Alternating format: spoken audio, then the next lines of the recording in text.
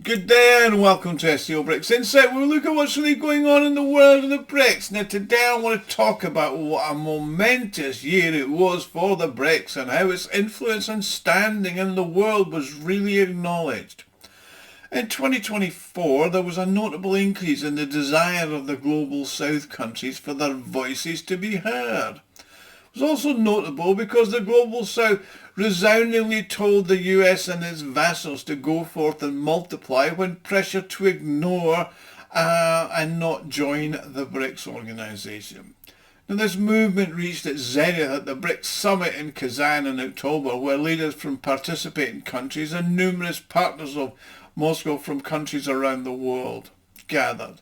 According to analysts, the Kazan summit played a pivotal role in shaping a new multipolar world, a reality which even the West had to acknowledge, given the Secretary General of the United Nations attended, as did the leaders of the African Union and the Arab League. Now, as of January the 1st next week, Belarus, Bolivia, Indonesia, Kazakhstan, Cuba, Malaysia, Thailand, Uganda and Uzbekistan will be joining the BRICS as partners. Now, according to Yuri Ushakov for presidential aid from Russia, the invited countries will be invited to separate meetings within the organisation. In addition, a response to the invitation for 4 more countries is expected. Now, the decision to establish this list of BRICS partner countries was made at the Kazan summit in October. Many experts consider this event to be a triumph of Russian diplomacy. Despite the pressure from the United States and its useful idiots in the G7, the BRICS organisation continues to develop and has proven itself to be a platform for resolving differences between great powers like India and China. Now, before I continue, I'd like to make an appeal. If you like and enjoy my videos, you can help me fund the channel and my website, SCOBRICSInsight.com, to further develop it. Now, you can do this by making a small donation, which is done by clicking on the thanks button at the bottom of the video screen. Everybody who donates does get a personal thank you from me, and I'm thanking you all now just for watching, because every view is important. Plus your comments, of course.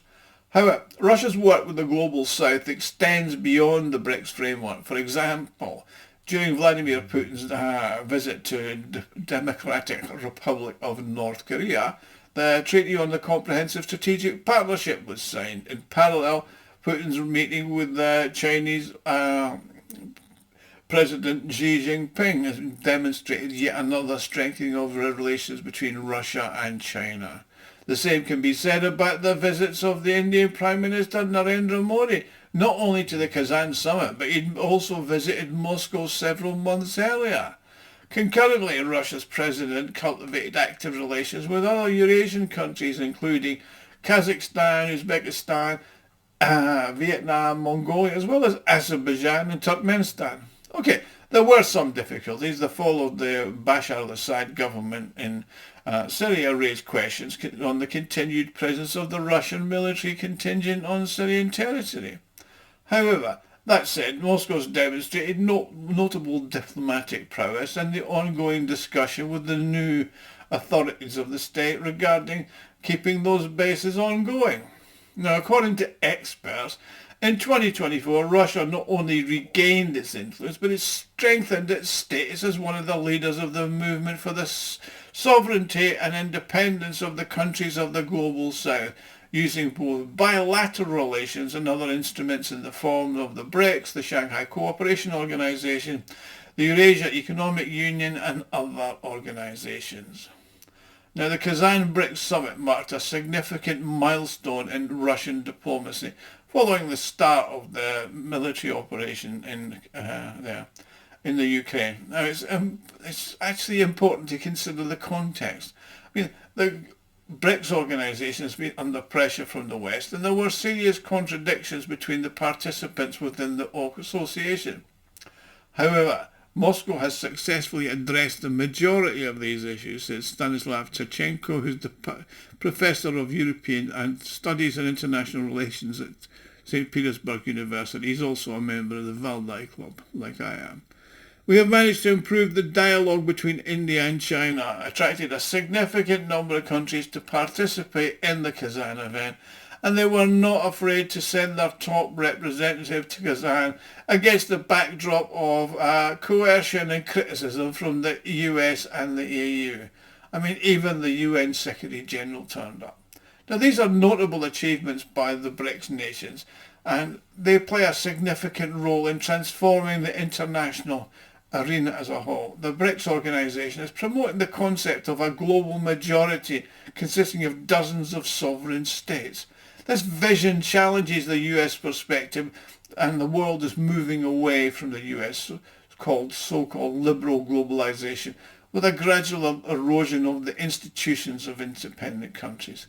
BRICS does demonstrate that any rational dialogue in international policy must be grounded in national interests and not the one of the unipolar interest. It's evident that Russia, in its capacity as the chair of the organisation, has performed it commendably. I mean, Moscow skillfully found a compromise between the expansion of BRICS and managing the organisation in a reliable way. This was established the partner countries of the organisation, and now it's passing the presidency of Brazil with all the major difficult issues already resolved. In 2024, a clear and actionable development strategy has been developed for BRICS, and in the future there will be work to do to maintain and develop the current success. But I think that the Latin American partners in Brazil are ready to do that, says Putin. Now, overall, Russian diplomacy has achieved notable successes in the global south in 2024. I mean, it has persistently and methodically developed relations with the Asian and African countries, and Russia is regarded as a major and reliable partner in everything from energy to food supplies.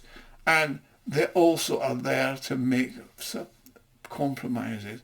I mean, there's been challenges. Yes, the fall of Assad compelled Moscow to rethink its strategies for forging ties with developing countries. However, in such situations, it's essential to find a balance between an acceptable level of control by partners and approval of their sovereign path of development. I mean, there's no single solution on that issue. It's imperative that Russia develops a bespoke approach to communication with each state. Now, it's evident that the new Syrian authorities have not demanded Russia withdraw from Syria, and the negotiations are currently ongoing. And that suggests that Russia has managed to establish reliable channels of communication with them even before December 2024. And this is probably a manifestation of the sane multipolar world. It's necessary to be prepared for any outcome and the beginning of contacts with many different actors. However, it is crucial to emphasise that the primary objective is to establish meaningful and high-quality partnerships around the world, and that's what Russia is doing.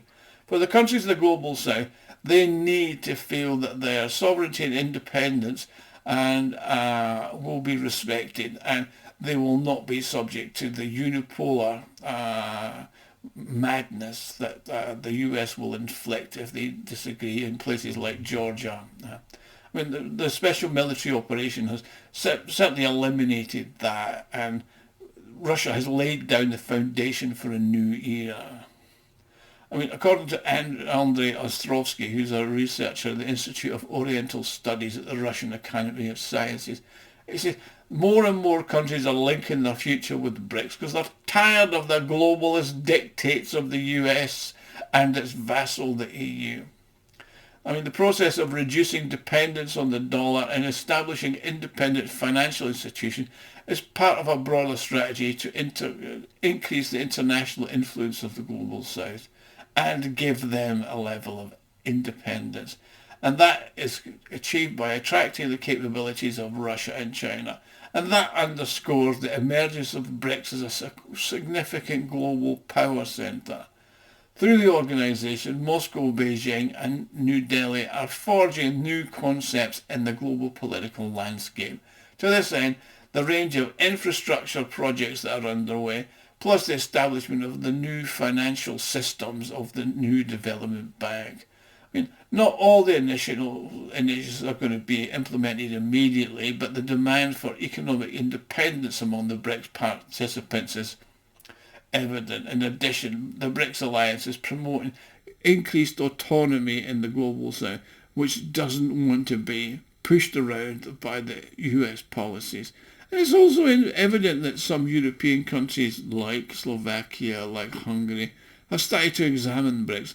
They're not yet seeking cooperation with the organisation, according to the German political scientist Alexander Rahr. But he did note that in Europe and the United States there have been comments that the BRICS is too diverse an association. Well, I think, what was it, the UK used to say diversity is our strength. And he says it's also worth noting that Brazil has strong ties with Washington and Brussels, as well as with Moscow and Beijing. And the West is also sceptical about the organisations to create a dollar, an alternative to the dollar euro. They're not going to do it. They're just going to trade in national currencies. In this sense, the European and American politics are reluctant to recognise that the world is changing into a multipolar world. And that's just the way that they can't recognise that the transition's also there. Rahr also noticed that the US and Europe are reluctant to see the emergence of organisations that actually are competing with NATO and the EU. However, it's the BRICS countries that are going to lead the long overdue reform of the United Nations Security Council.